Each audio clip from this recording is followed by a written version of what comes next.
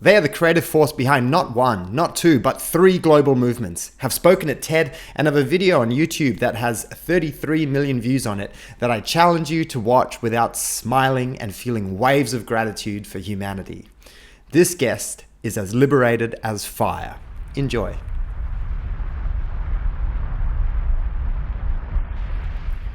Hello, you beautiful creative genius. So glad to be with you here on the best episode yet of Art on Fire. This is a connective podcast that focuses on the people who are behind the creations of events that bring together art and community and radical self-expression.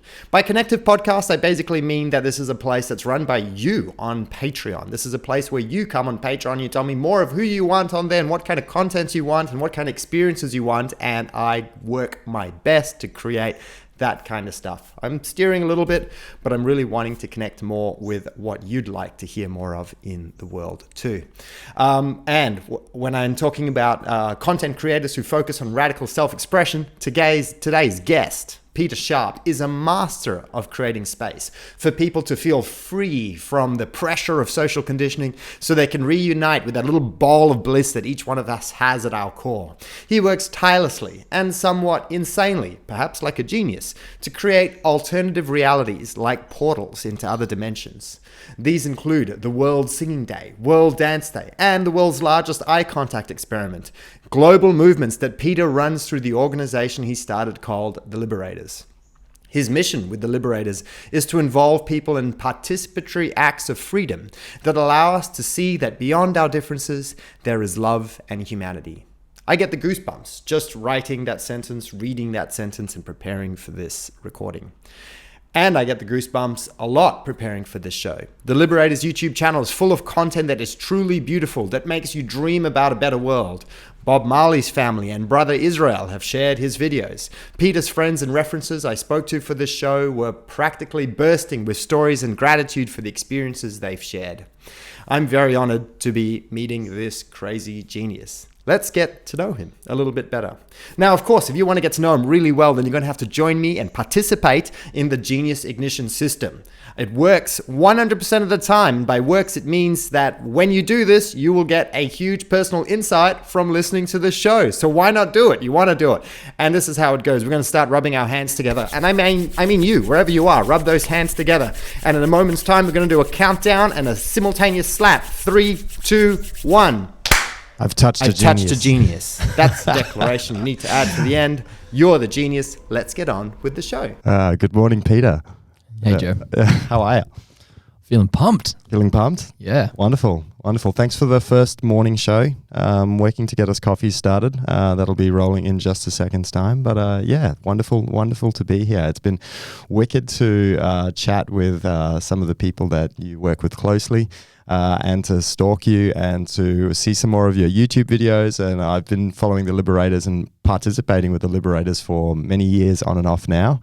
And so, yeah, I'm really excited to have you here. I really love the things that you do, and I'm really grateful for the things that you do and the experiences that I've got to share with the Liberators, which we can get into a little bit later on, from ecstatic dances to crazy streets, social blowouts, social experiments to crazy parties and crazy places. So, yeah, I don't know where to get started other than Pasan led me to an idea that there was a thing for you in India when you traveled India, where some experience happened in India that was one of the first things that guided you towards wanting to create the things that you've created. No idea what it is. He just set me up with that. Care to awesome. Yeah, I'd love to share some stories from that adventure through India. The premise of that journey was to explore the idea of reciprocity, to simply see what would happen if I started giving to strangers, and to do it without expectation, and then to see what would happen after that. And if they invited me to go somewhere on an adventure, on an experience, I would say yes to that. And so I only had one night's accommodation booked for my 1 month living in India. Yep. I had no plan. Where were you in Mumbai. India? Mumbai. Yep. Landed on a couch surfer's living room floor. And what's Mumbai? Is that like 20 million or something like that? It is a crazy city. Yep. I woke up to a big bellied man with glasses and bushy eyebrows staring down at me on the floor. And he was just like, "Who are you?" And his son had failed to mention that. Is that an Alice in Wonderland reference? No. No, it wasn't the cat. No. No. His son had failed to mention that the couch surfer was going to be staying on his living room floor. Ah, cool. I proceeded to explain a little bit of my story, and he started to settle and ease, and he actually ended up sharing a lot of great knowledge around where I might be able to go in the city to find ways to connect more meaningfully. So on that journey, I very quickly started just giving small gifts to like taxi drivers. I started talking to people who were selling coconuts and be like, "Yo, do you want some help selling coconuts today?" I could speak to the foreigners, the Westerners. I could speak more of their language, and if you want, of course, you can keep all the money for that.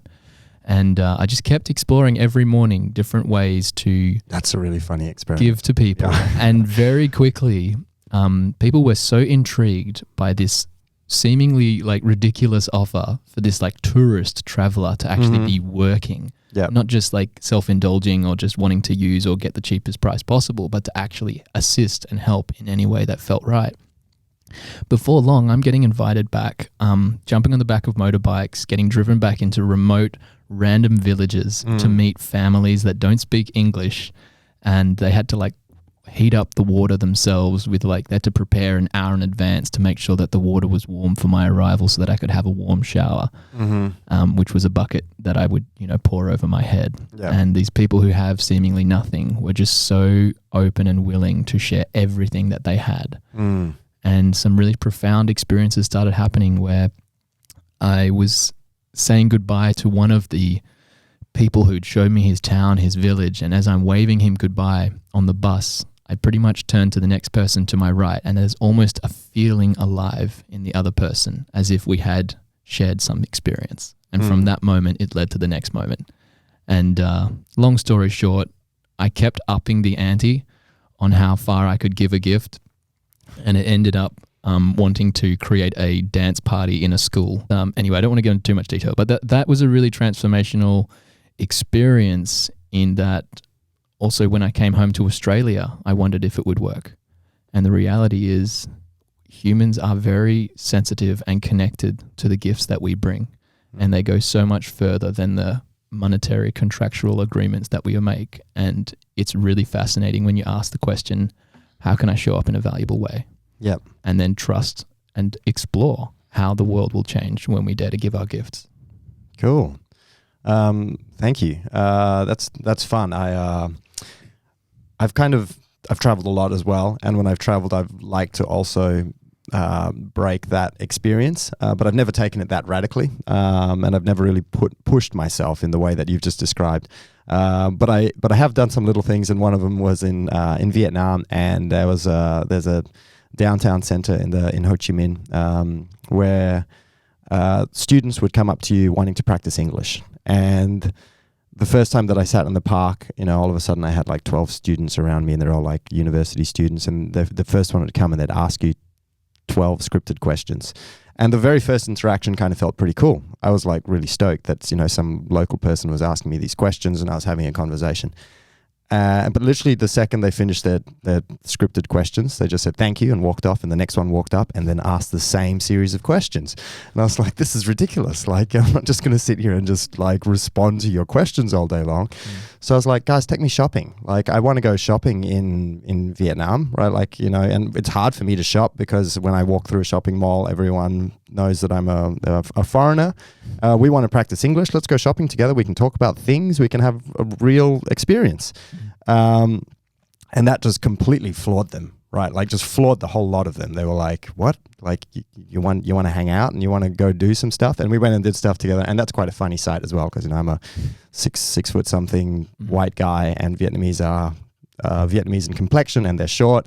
So moving around and with this posse of students, we were still getting a lot of attention, because probably more attention than I get walking around by myself. But that opened up a whole bunch of relationships with people in there, and then there was people who were wanting to take me to their houses and to this thing and that thing, and it was literally just one tiny little pattern interrupt, right? Like, and I think the main way that most Westerners in that situation, if you're short on time, is you withdraw yourself from the situation. You just get away from it, or you just like cut it off, and that's it. The adventure just stops there.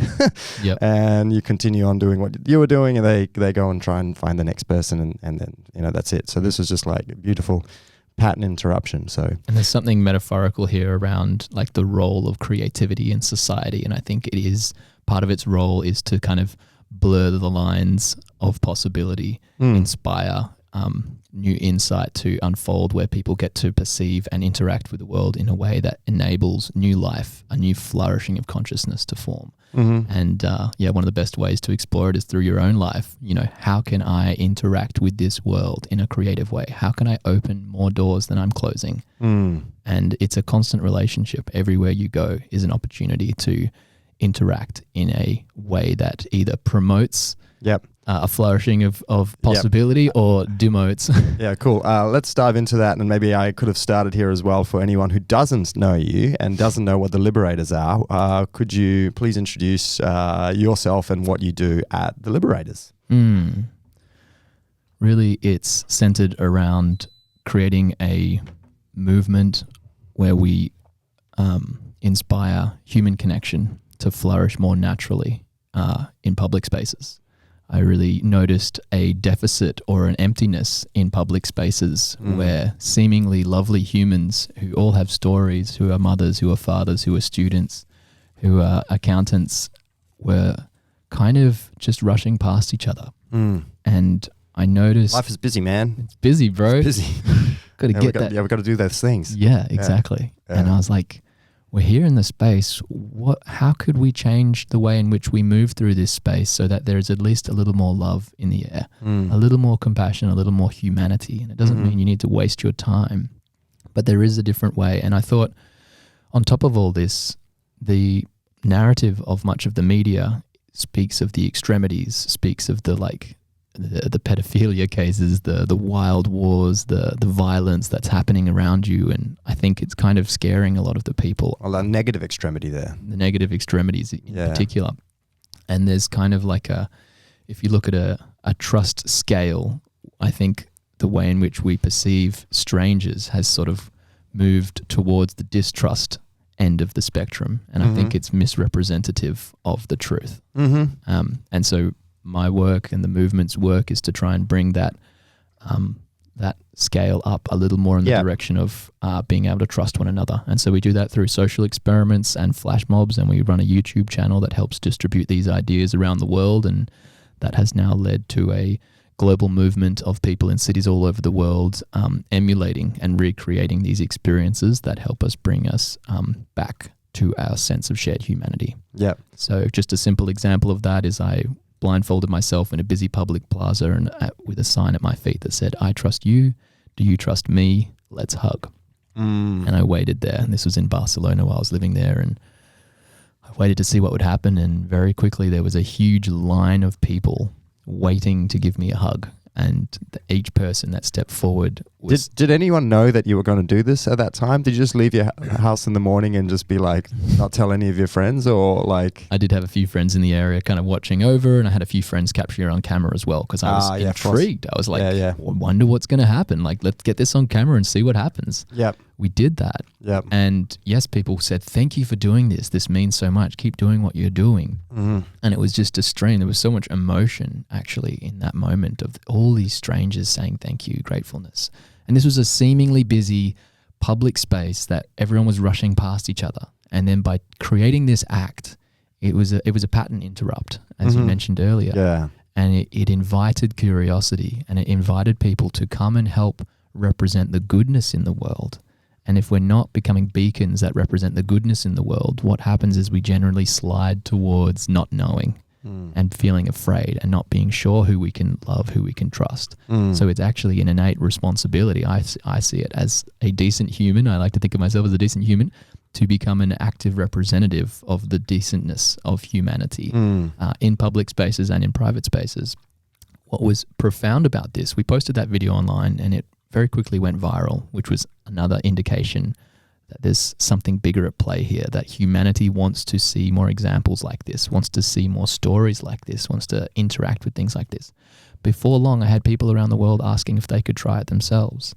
and something happened. There was a Paris bombing. You may remember ages ago. It was in like on a cafe strip or something like that. Yeah, vaguely. A bomb went off, and the day after it happened, a Muslim man actually went into the same plaza, and he had a sign that said, "I'm a Muslim. I'm often labeled as a terrorist. I trust you. Do you trust me? Let's hug." And oh my gosh. And he blindfolded himself, and he waited there. This is like the day after all the media outlets had said, Islamic, believer had blown up this bomb in Paris. People's lives have been lost. The next day, this person had a vehicle, had a tool to stand up and say that we're not all like this. Yeah. And if you want to participate in helping us remember. Did this person also make a YouTube video to share this? Absolutely. Oh my gosh. Completely surpassed my video. Yeah. But yeah, it was beautiful to see how That's so awesome. Yeah. These ripples, man, they're really powerful. So never underestimate the power of what it is to show up with goodness in your heart, especially in public spaces and in private spaces, because you never know how far those ripples will go. Yeah.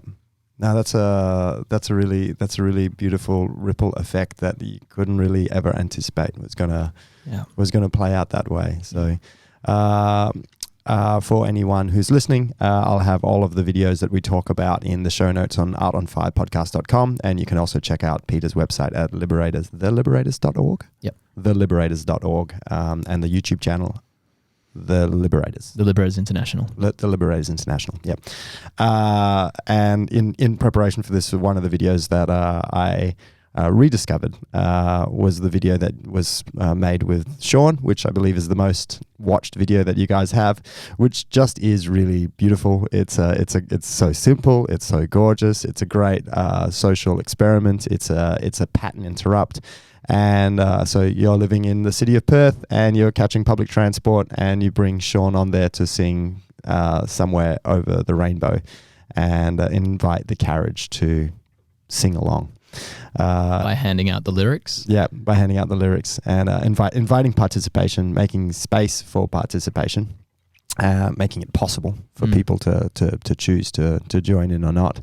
And a lot of the carriage do, some of the carriage don't, but a lot of the carriage do, and it's this really gooey, beautiful YouTube video that makes you feel the feels every time you watch it. It's awesome. Yeah. That was 7 o'clock in the morning, and everyone had told about that idea. It was like, you're fucking crazy. That's not going to work, and that's often the case with great creativity.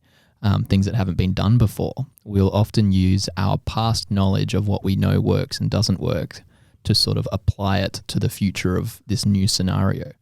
And many people know of trains being very awkward, very strange places. And you think about that. We did it 7 o'clock in the morning on a Monday morning in the middle of winter. We wanted to choose the hardest point to activate to then by default enable. Don't make things easy on yourself. Enable all of the other possibilities, because Friday after work, that might be a bit more possible. But Monday, 7 a.m. before work, do you know how dreary it is on those trains? At least that way you know that if you've made it, if it works, right? No one can be like, oh, you only did it. It only worked because you did it on a Friday afternoon when the weather was nice and a few people were drunk. Like, exactly. You could be like, no, it was Wednesday morning. It was raining outside. It was cold. Everybody was miserable. And it was tough to get to the train station. They all got their hair wet and they're upset. And exactly. So I kind of enjoy stepping into those places. To that challenge. I actually heard from Sean that was partially the birth of the World Sing Day, because after the video went online, there was more of the haters who were like,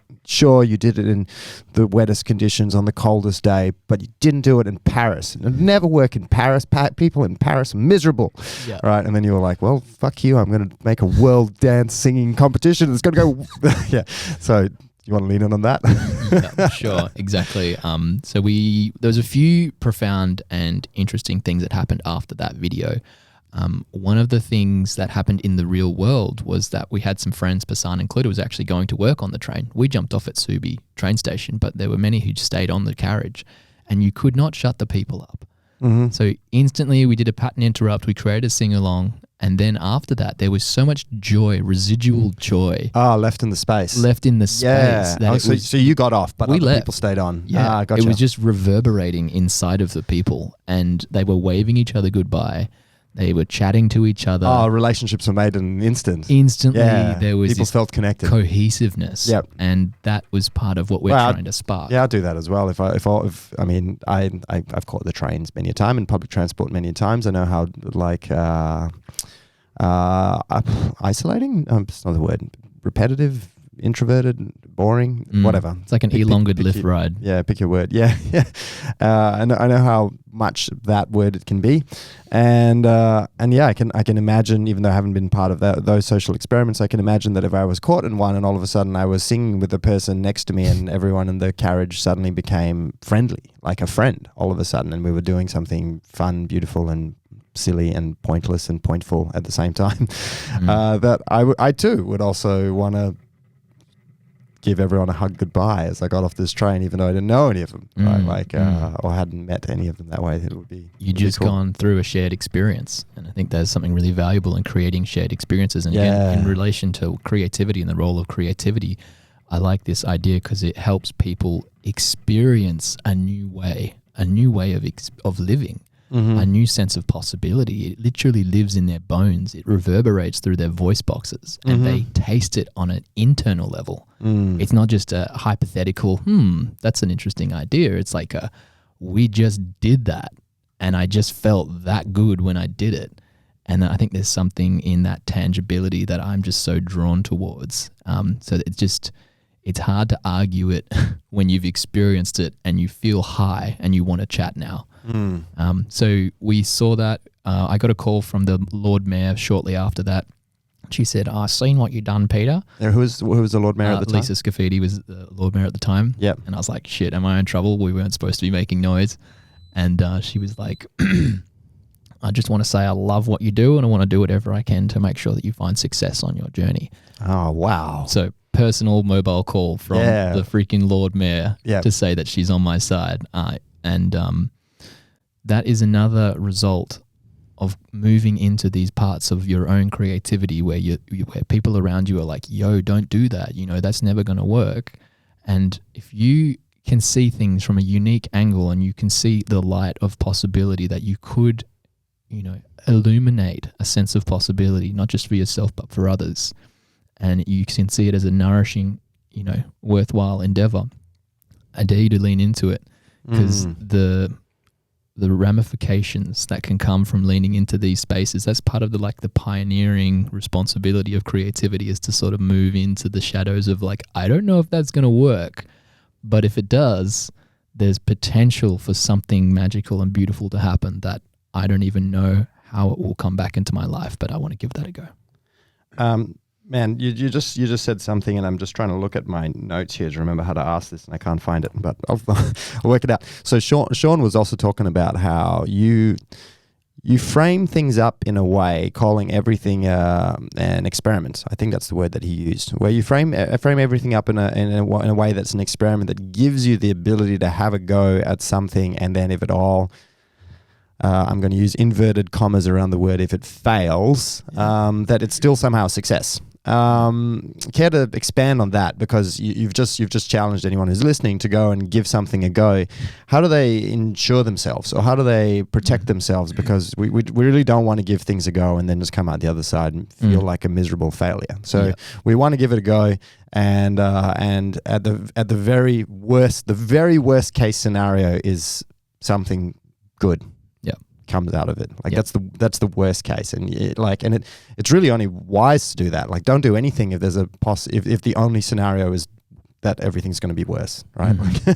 So how do you build yourself up? What are the thought patterns and the things that you do to build yourself up to that levels of insurance and belief that you know that if everything just was awful, it'd still be good?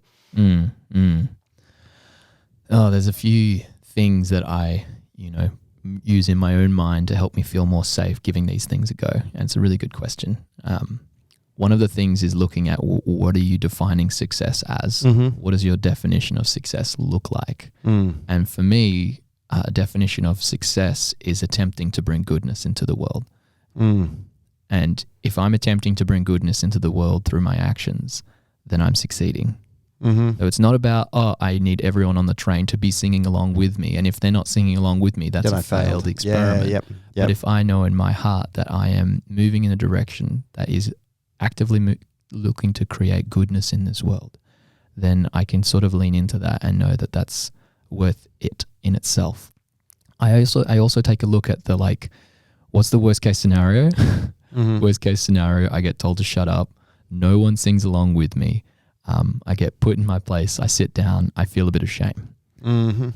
Best case scenario, I get the entire train singing. We create this unified, uplifting, transformational experience where people are unified through sound and song, and love is emanating through the people's being, and who knows what could come from that. Could even get a call from the Lord Mayor.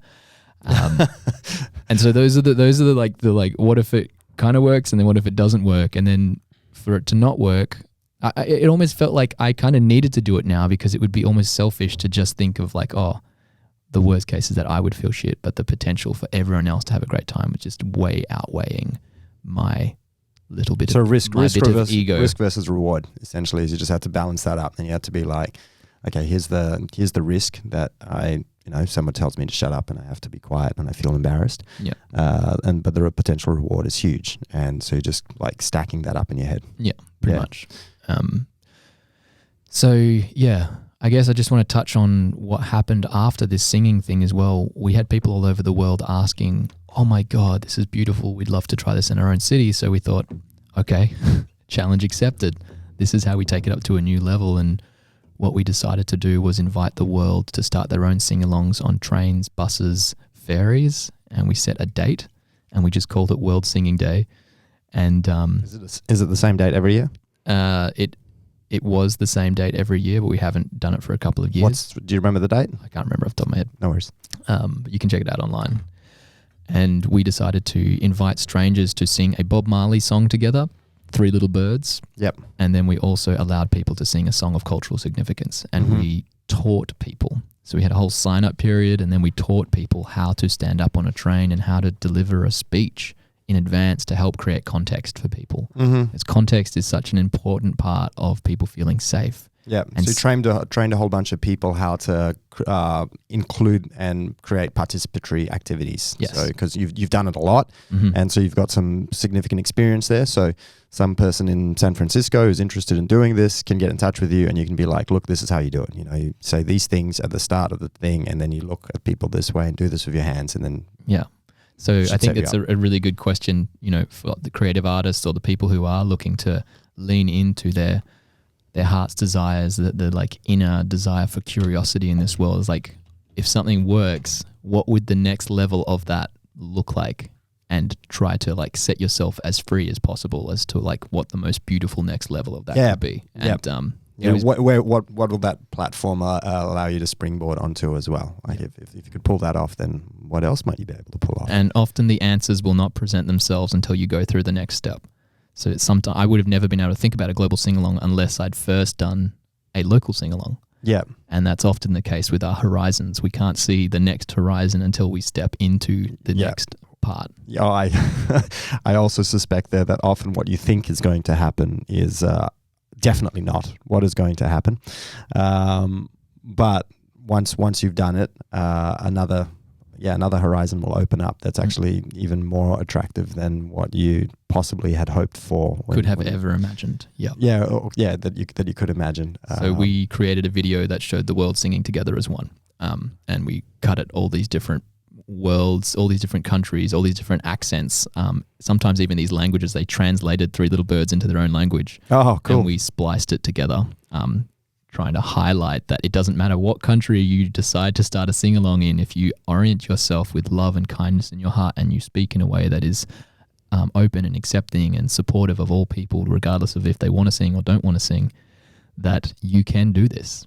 Yeah. And we thought that was a message worth sharing. I'm not sure if we've actually said it yet, but Three Little Birds, for anyone who's listening, is the Bob Marley song.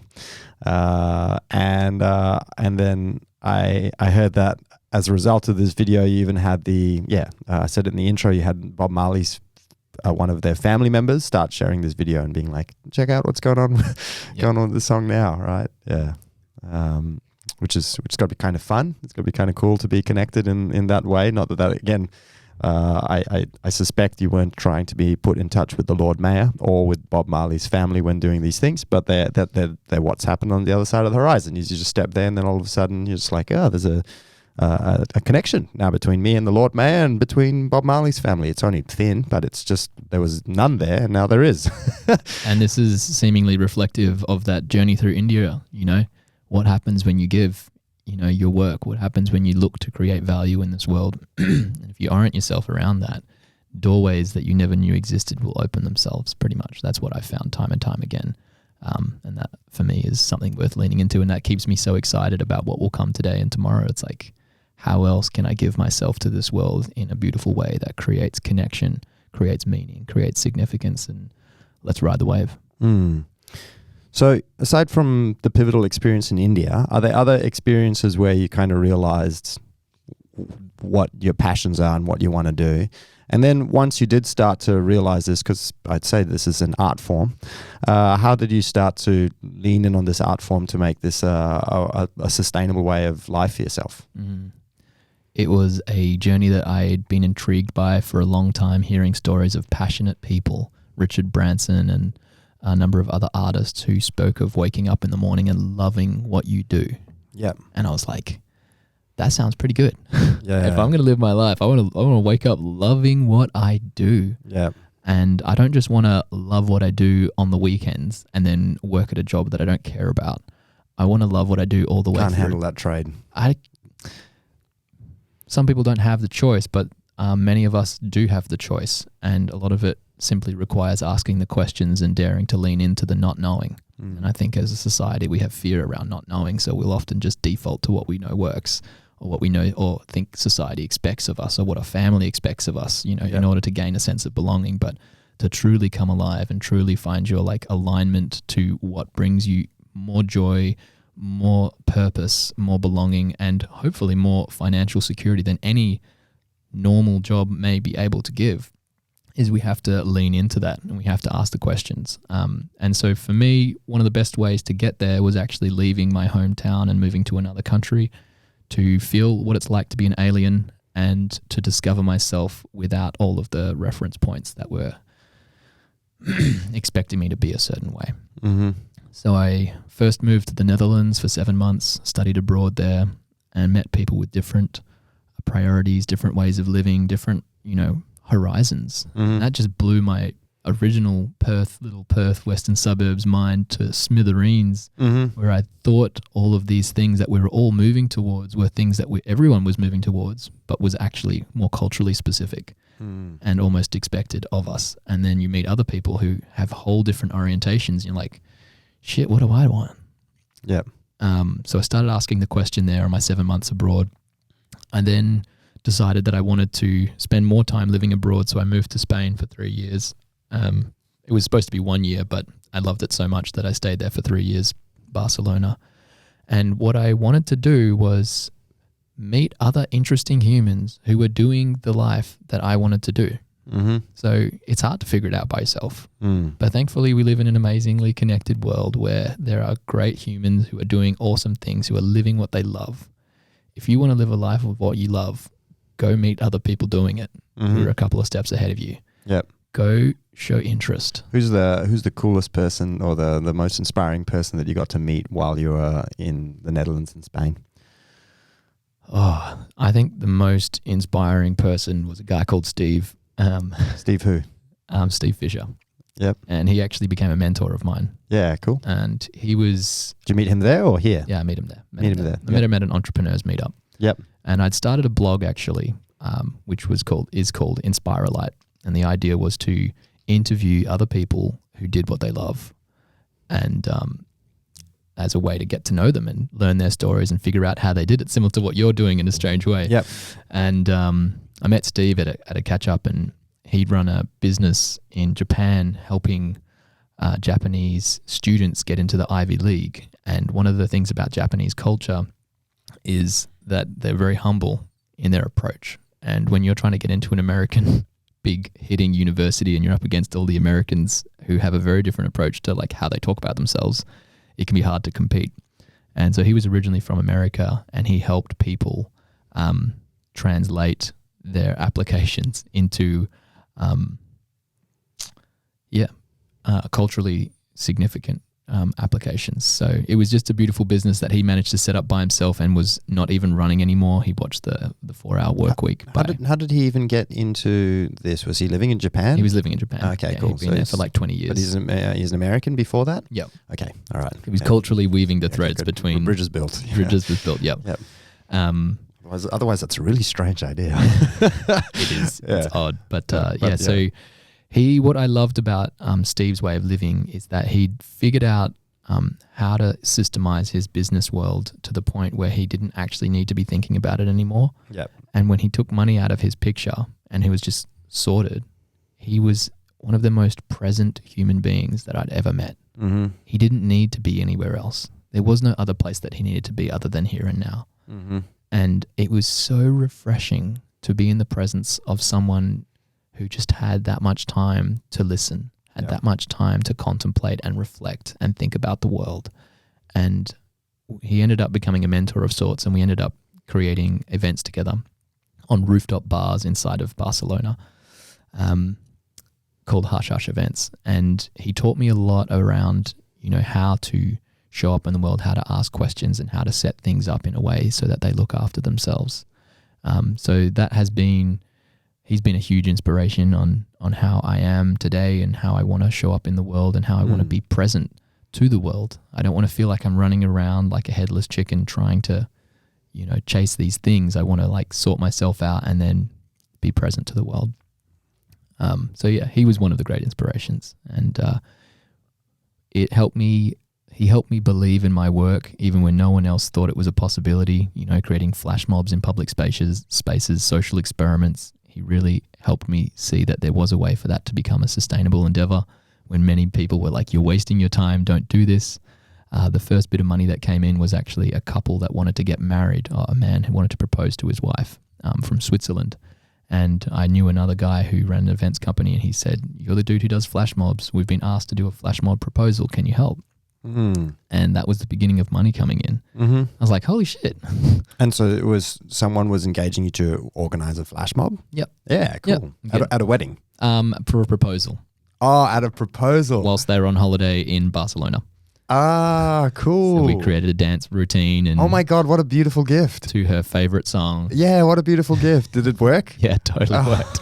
Oh. Yeah, she said yes. Would have been awkward. That'd be so special. I'm just trying to So I'm picturing they're in a public place. He's proposing, and then all of a sudden she says yes, and there's a fucking crazy flash mob party that just bursts around her, and her reality just melts at that point. Well, the flash mob built to her favorite song, and then as we're spiraling around them as a circle, sending them love, he gets down on one knee. Oh my gosh, which song is it? English?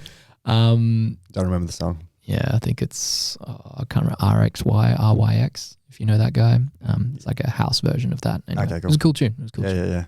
Wow, that's a really lovely idea. That's a really lovely thing to be commissioned for. So there's something around this, especially for creative artists who are out there and they're like, how the fuck am I going to make money out of this shit? Mm-hmm. I love it, but I don't know where it's going. Seth Godin's been another great inspiration of mine. I read a lot of his work online and listen to his podcast, and he speaks about finding your niche and then finding a way to be valuable and just give it away and give them as gifts to people. Like, before you start expecting, why am I not getting paid what I deserve to get paid for all this great hard work that I'm putting into?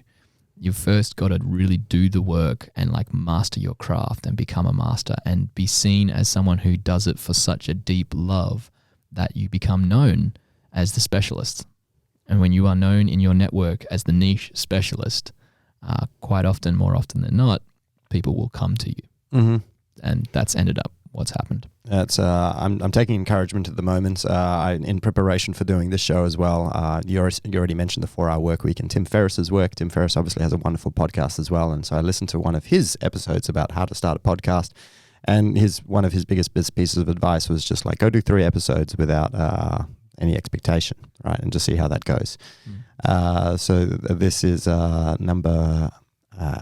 I think this is number 8 or 9. And it's been really fun. And I've just loved reaching out to random people and being like, hey, do you want to do a show? And they're like, yeah, I do want to do a show. And there's like coming up, there's the person who's possibly designed the Wellington Square playground, which is a $17.5 million playground, which I like because I consider it a public sculpture, public artwork. Beautiful. Someone, a company from KL that design theme parks, right? That build like whole theme parks, which are immersive worlds, alternative realities. They've taken what you've done, but instead of trying to break it into a public setting, they've gone and built a whole private setting that's, a different universe. But that's really cool as well. CEO Fringe Festival's keen. So like all these people who I'd actually really love to chat with are saying yes. And that's just really exciting. I kind of just want to chase those conversations at the moment and see which other cool conversations can come out. Even this one, this is a really great conversation to come out. So yeah, thanks. And thanks for what you just said. It's exciting. I'm personally excited at the moment. It's good. And again, those doors will not open until you start doing the work and giving it away and being seen, be seen. Don't just hide it away in your bedroom. Like take a photo of it, post it up online, send it to someone you care about and say, this was made for you because I love you or whatever, you know, keep being relevant in people's lives, and then also listen. Listen to what even if it's 5 followers, like what do they want, and how can I continue to deliver a great experience? And I think if you orient yourself around, really giving value to those who are listening and who love what you do, it'll just continue to grow. You got any big projects in the pipeline that you can share? I am contemplating another global World Dance Day, which will be cities all over the world, MP3 download of a 1-hour mix of world music combined with... That's the one that I first tuned in with you a long time ago. Yeah, cool. Sorry. So let's paint it as explicitly as for people to understand how they could participate in World Dance Day. So it's about that bigger question of why are we walking around all the time when we could be dancing around all the time?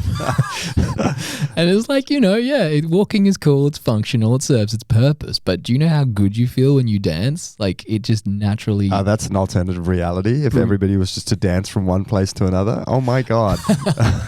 Exactly. So we thought like, what World Dance Day? Let's make a day of it where we actually encourage people to dance through the streets. Yeah.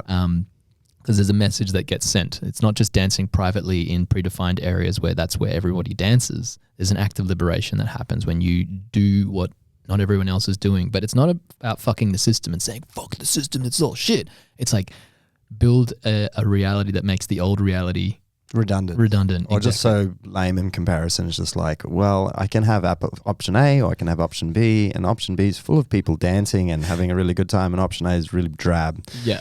Like I have choice. That's right. I can choose. That's right. Yeah, okay, cool. So that's kind of part of the subtextual art that we're trying to highlight. Wouldn't be a very efficient way to get around. You wouldn't really be like able to stick to a strict time limit if you were dancing from location to location. It's a bit like the Ministry of Silly Walks. I don't know if you've seen that with Monty Python. So kind of part inspired by that. Yeah. But yeah, we have, and this is also inspired by the Improv Everywhere crew, which I highly recommend any of the listeners out there who are keen on like theater and public space activation. Met the guy, Charlie Todd. He's an awesome dude living in New York, and he ran an improv group, and they just started to do awesome activations in public spaces, like bringing Darth Vader onto a train, and then Luke Skywalker coming on, and there being a battle, and then there was just all sorts of awesome. They did the no pants subway ride as well, where everyone just walked in as if it was another normal day without their pants on. They'd all forgotten, and hundreds of people ended up joining this no pants subway ride. I think in the middle of the winter. So he did something called the MP3 experiment, and he would just gather like hundreds of people in a park, and they'd all count down together, 5, 4, 3, 2, 1, and then they press play at the same time on their MP3 devices. And a mix of music and funny interactive kind of game ideas would be shared on top of the music. And that's something that we also do is we play awesome world music, and then we also encourage people to hand out high fives to strangers, or to do some cartwheels, or like we invite people to bring some bubbles along with them, and there'll be like a bubbly song that gets played, and we're all blowing bubbles, so it turns into this, it's more than just dance. It's this like playful adventure urban adventure that we go through the streets and help ourselves experience something epic and awesome, but also for the strangers in the area. It's not just dance. Is a date picked yet? Not yet. Not yet. So anyway, so if anyone's interested in this idea, there's probably two ways to participate. There's people who come as a dancer, and there's people who come as a leader. So let's maybe talk to the dancers first. So the dancers would check out liberators.org, and they would rock up to World Dance Day page, and then they would... There's normally a map. We normally have a global map, and you can see where hosts are. Where the different hosts are, and they'd be like, oh, cool, there's a host in my city. And then so I just want to join my city's thing and participate in it, and all they need to prepare is to bring their device and some headsets that's plugged into their device, download the track, rock up on the day, follow the leader, press play when everyone says press play, and then follow the instructions and have a dance. Go on the adventure. Yeah. Yep. And it's an immersive tour. Meanwhile, there's the leader. So if anyone's listening and someone wants to be a leader from some city and they want to have a go at this experiment, the leader will sign up, and we have a whole behind the scenes educational program pretty much where we have Skype sessions or Zoom calls where different global leaders from around the world gather in these online spaces, and we speak about everything that needs to be discussed to create a space of safety, to inspire people to like bust a move, and if you're not facilitated to like feel safe enough to let go, then often you'll kind of keep it safe and quite contained. So we kind of help educate leaders around the world, and by the way, anyone can be a leader. It just requires knowledge and a willingness to say yes. That's pretty much all that's required. And yeah, we do video tutorials, and it's like this program as we all help hype each other up as we get closer to the big day, and then we drop the global bomb together. Cool. Yeah. And helping build a reality where people just dance to get from location A to location B. Why walk when you can dance? I've got this weird thing where sometimes when I'm walking around, I spot someone who's just really different in the way that they're moving. Like really different, really radical. They look like they could be dancing. And sometimes I notice, sometimes I look at them and my first thought goes, oh, that person is a freaking genius. Like, look at them. Like, they're just a genius, just in the way that they move. And half of the time, that person does look like a well-constructed genius. But then the other half of the time, it actually collapses, and that person is someone who's actually like lost their mind in a more negative sense. I'd say like they're when I have a second look, I realize they're actually a homeless junkie, right? And like so the first thing that I see is someone who's just like totally different to everyone else, and has just found their own form, and it's beautiful. But yeah, some of the times it goes to a person who I really then want to like immediately connect with, and then the other half of the time it's a person who's like almost like I guess didn't make it. I don't have a question here. This is just a statement about like realizing when people are operating different and how my eyes see it. Yeah, this is something that I have thought about for a long time, and it relates to the role and responsibility that we have to become active participants in this world, in creating the world that our hearts know is possible. So it's not about waiting for this new world order to arrive and there'll be an instruction manual that'll come in your letterbox. We definitely can't do that. Well, you can keep waiting. That's actually, maybe that's coming at the moment. I'm like, oh God, I don't like this one. Yeah. And so as a decent citizen with a relative level of cognition and ability to show up and know how to create something beautiful, I see it as like a responsibility of a decent, normal person to actually step a little outside of our own comfort zones to start to represent something more beautiful. So don't leave it to the people who have mental health disorders. Yeah. Because yes, of course, they're going to be standing up and doing awkward things. And then when you look at them, you're like, oh God, that's weird. Like, look how high they are. In that, it's like, well, why aren't there more people who are not high standing out, representing something more beautiful? Yeah. Because if we outnumber that with decency and goodness and like, elegance, then that becomes the small representative percentage of the population, which is actually the truth. The truth is that the mentally unstable, or the people who've felt squashed by society and don't fit in that sense, mental health disorders, they're much more of the minority than the majority. yet they're the ones who we generally see first. Yeah. So that's Well, yeah, always they're the only ones who stand out. Everyone else is in the matrix. blending in. Yeah. So I actually see it as an important responsibility as someone who cares about our future to not just let that be taken control of by people who are unstable, but to actually take control of it through stability, like consciousness, through lovingness, through awareness. And that, sort of underwrites everything that we do. We're trying to inspire a global movement of people who find the faith inside of themselves to become active participants in building a new world, a better world, a more loving world, a kinder world, in any way that feels natural to the person themselves, because I think we've all got a role to play. And that's the secret to solving this mess that we're in, is not waiting for the politicians to hand out the instruction manual, but for everyone in there. Participate in it. Yeah. Yeah. There's a quote that's bursting out of my head at the moment, which is from Jordan Peterson. And I'm going to use the word speak, but speak is obviously what I'm doing into this microphone right now, but speak can also be the way that I express myself with my body language, right? So I'm essentially speaking. I can use the word that way, right? And so Jordan says it's not safe to speak,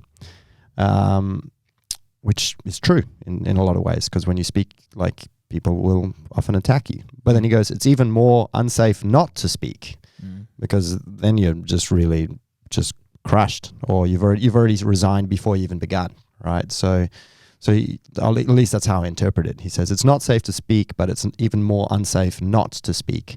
And I guess that's the thing. So, we were just talking about this, everybody blending into the matrix and just walking. That's essentially everybody just not speaking. They're all just like the same. They're just, no one's standing out, because it's unsafe to stand out. But the alternative is your gray drone in the matrix. Like that's your two choices.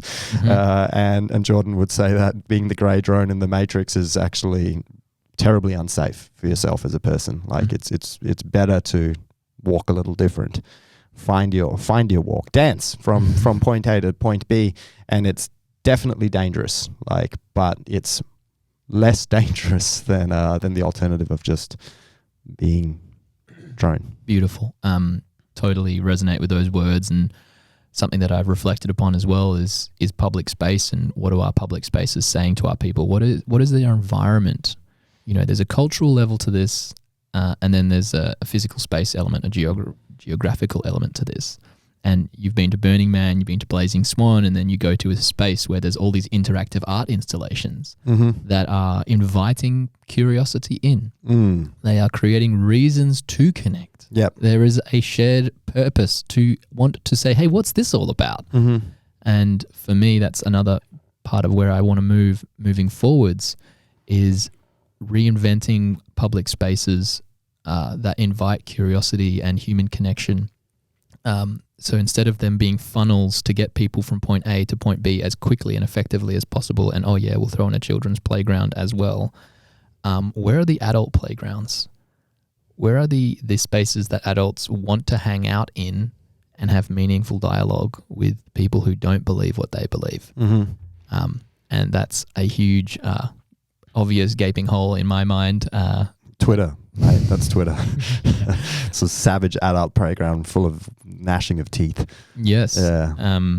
But there's such a difference between how you talk to someone online versus how you talk to someone in real life, who's actually listening to you and looking into your eyes and caring what you say, versus just this little bit of zeros and ones that angers you. Yeah.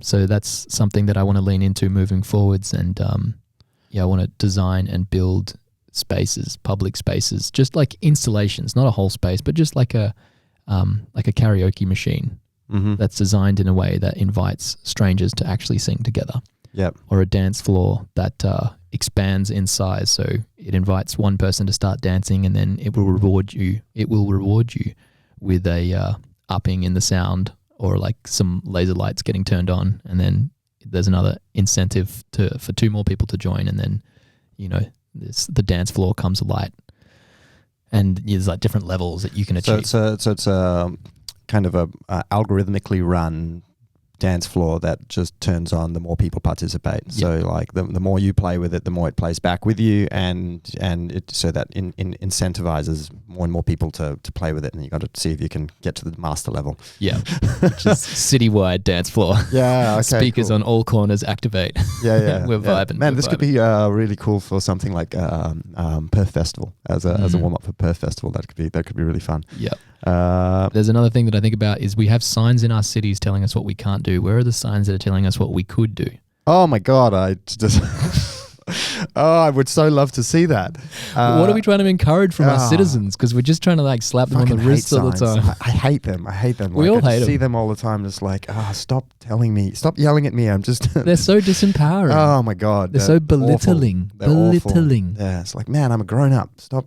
Who put this fucking thing here? In the defense of people who do put up the signs, they are actually very hard to put up. If you're going to try and put up a sign, it actually has to get past lots of councils and regulators and humans, and some of them manage to sneak through the systems to always be put up now. It's like some big fight happened 20 years ago now, and now we must always put up this sign that says you cannot do this in this space, right? But and nobody argues with those signs, but most other signs, like, we don't want to put them up, which is good.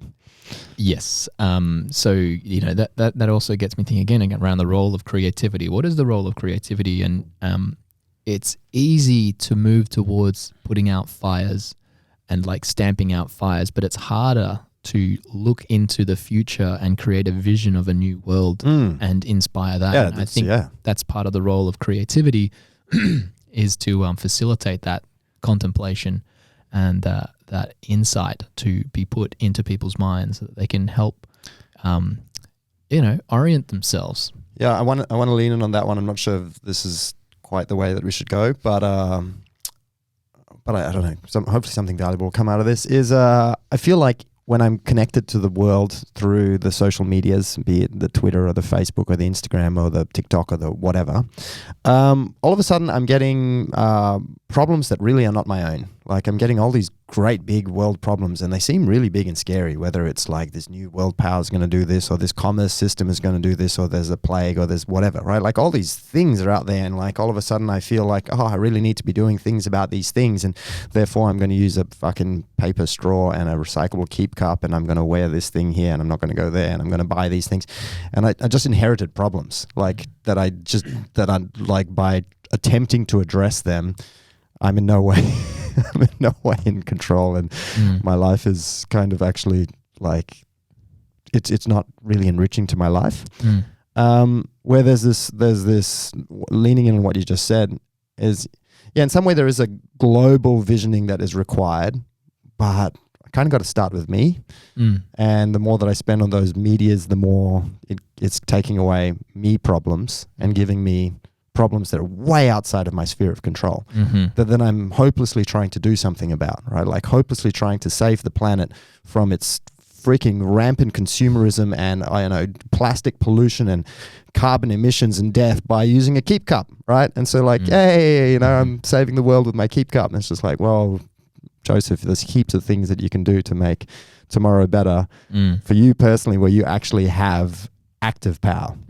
Circle of influence. Yeah. Stay in my circle of influence, right? Like just mind my own business until my business sphere can grow. Yep. Work with the reality there and find ways to be valuable and create goodness in your directly connected community. Space. Yeah, absolutely. And that's not to blind yourself to what's going on around the world, but yeah, we can totally weigh ourselves down and cripple our consciousness, cripple our creativity, getting bogged down by this global situation when we could be using that same time and energy to be creating more peace in our local community, which then in a space where I'll feel it quicker as well, and other people I know will feel it. Like everyone around me will feel it. So that's something that I have explored also with the global events versus the local events. It is much harder to inspire global, people in cities all over the world through a freaking video to go out of their streets and start dance parties. But putting that same energy into the local community has yielded back this like profoundly huge return on investment energetically. And it led us to wanting to create a festival of human connection, which was the next logical step. So we tried the global thing, and that definitely did some amazing stuff internationally. But then we also thought, what would it look like if we put everything we knew around how to create human connection and set people free to feel safe enough to like dance, sing, cry, laugh with all of their heart. And we put that into a festival over 3 days, and we call that BlissFest. And the depth of reverberation into people's being has been so profound that it can still be felt today, and people continue to identify themselves as, you know, Blisses, or who's been to Bliss and who hasn't been to Bliss, and it's formed a part of their identity, which is just like absolutely such an honor to be involved with. So yeah, it's just important to think about your circle of influence, and also to think about your skills and abilities. Like, what is the right alignment for your contributions, and how, when you do that thing, do you feel inspired to keep doing that thing that is of goodness to the earth? Like, if you're doing something that continues to like beat you down and make you feel shit and small and like you can't do anything, then maybe it's worth rethinking. I was having a yarn with a friend at I'm going to tie this into Bliss in just a second. Bear with me. I was having a yarn with a friend on the weekend, and they were talking about how they just changed their diet, and they were like, you know, I was always eating X, and I was always feeling Y, right? I was always feeling, you know, bloated and slow and tired. And they were like, well, I just thought that was the normal way of being. I thought everybody felt like that. I thought everybody felt bloated and tired all the time because I'd been this way for so long.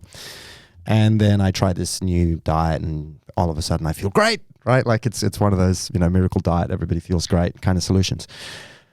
And it's really great for this person, like wonderful that, you know, they discovered something in their diet that did actually help them feel better all the time. So that's really cool.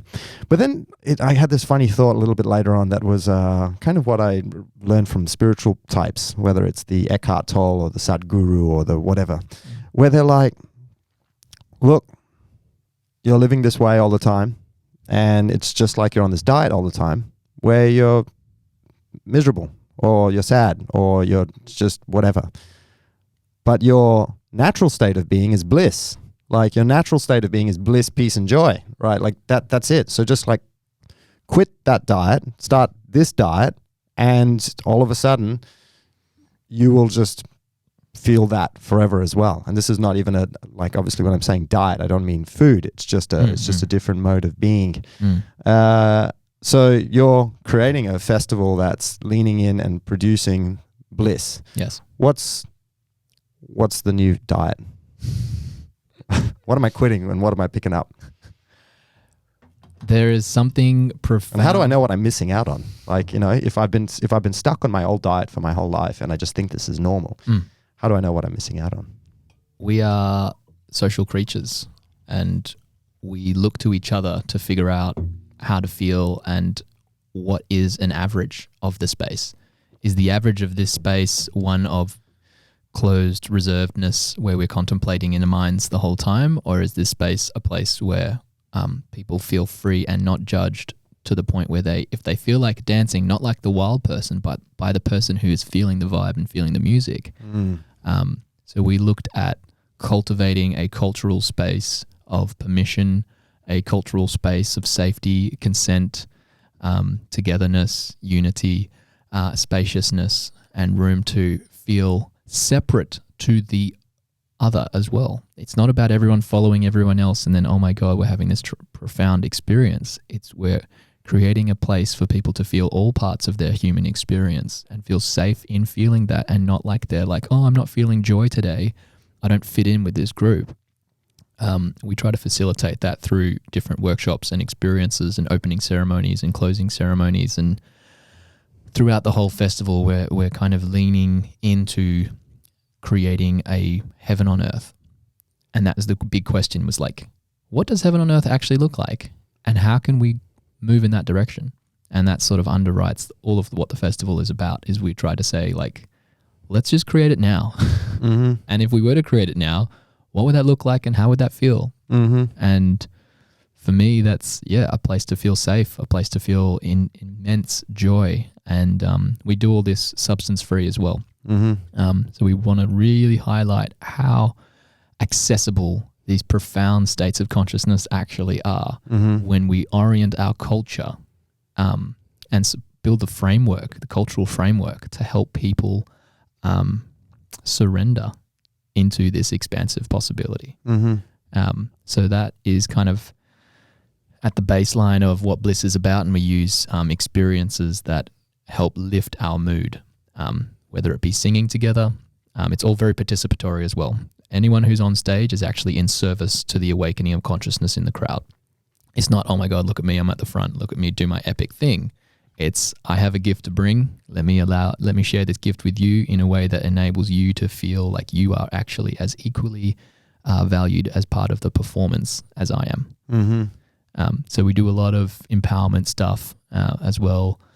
And yeah, I don't want to go into all the details, but it's a magical wonderland, and it is kind of like a psychedelic trip without the psychedelics. Wonderful. Mate, that's a bold undertaking to create a slice of heaven on earth.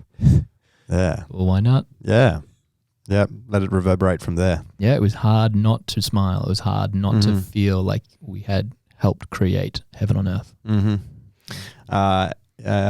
Beautiful. And you just said ecstasy, and I've got to experience multiple times of you very sober ecstasy through some of the different events that you've organized. And I guess tied in with ecstasy and tied in with dancing, the World Dance Day, is dancing. Like what's dancing to you? Like, what's that about? Because I love to dance, and I only discovered it sometime in the last decade, where I kind of realized that by just dancing enough, I can produce ecstasy in myself through the movements, right? It takes a bit of work sometimes. Sometimes like I'm stubborn or tired or grumpy or whatever, and then I actually have to do it.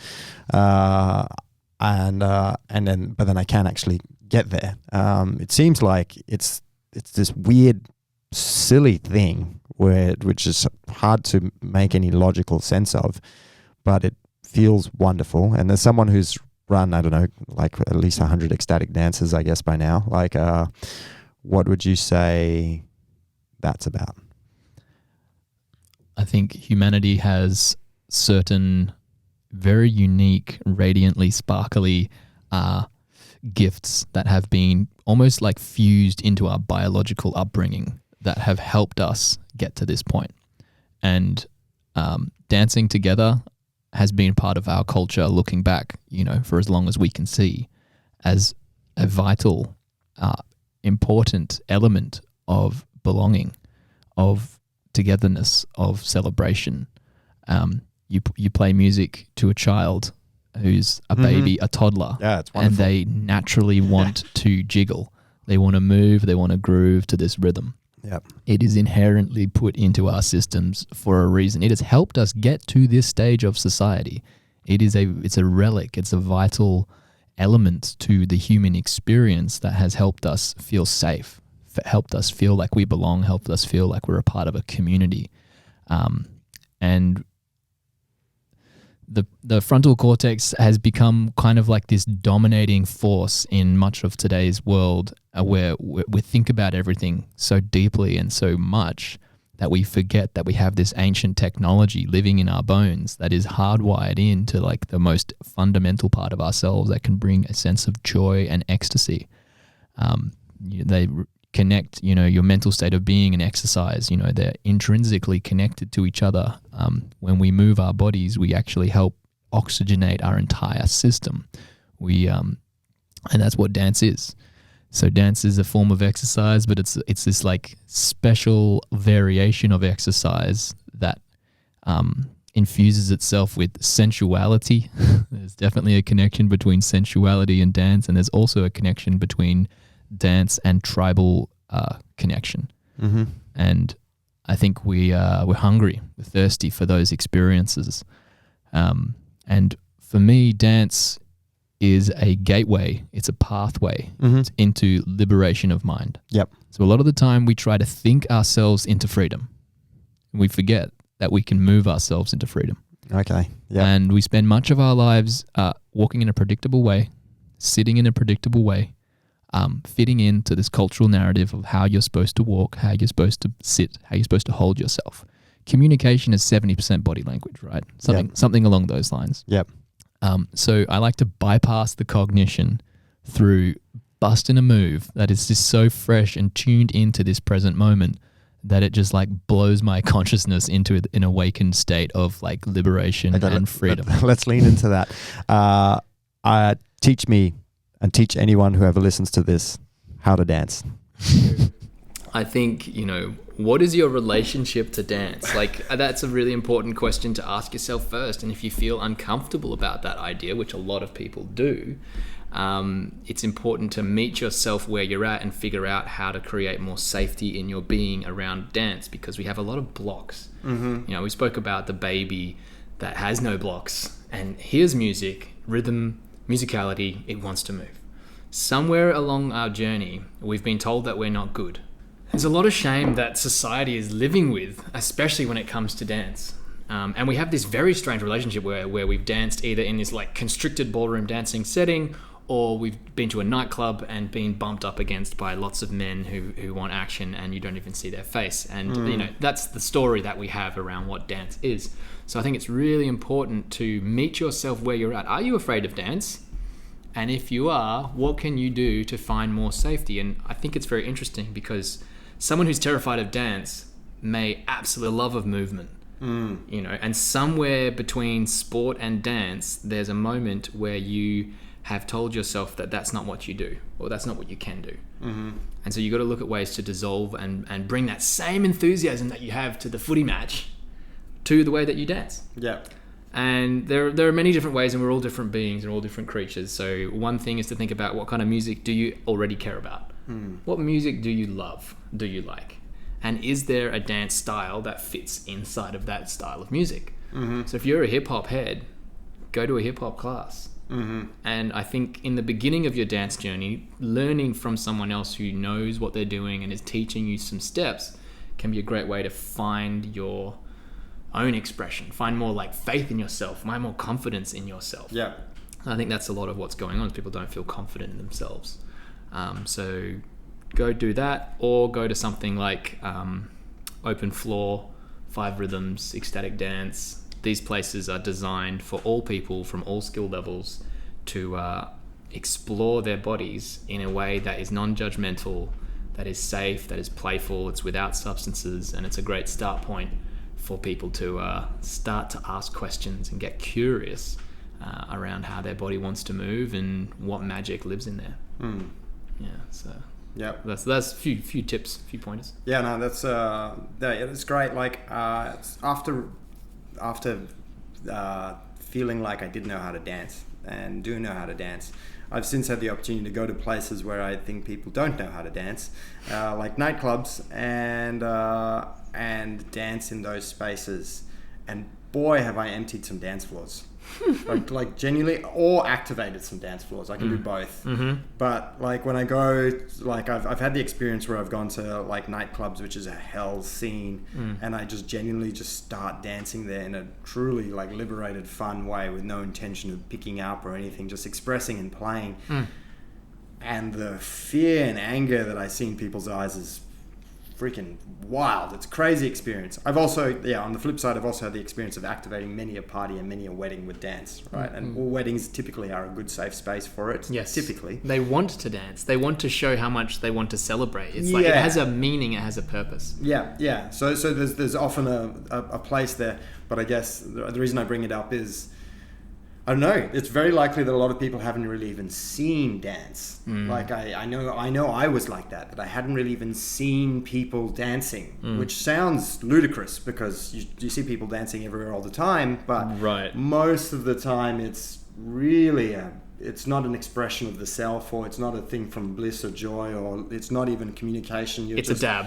It's a dab, and it's an act, and it's in a setting that's stiff and it's hard, and you're expected to do things a certain way and look a certain way, and all the regulations and pressures come in, and it's a performance or it's an attempt to fit in. Yeah, that's often what it kind of boils down to in a lot of these settings. Is that it becomes this sort of show that you're trying to attract someone else with, but you're not actually tuning into what your body is truly wanting to say. It's more like a demonstration.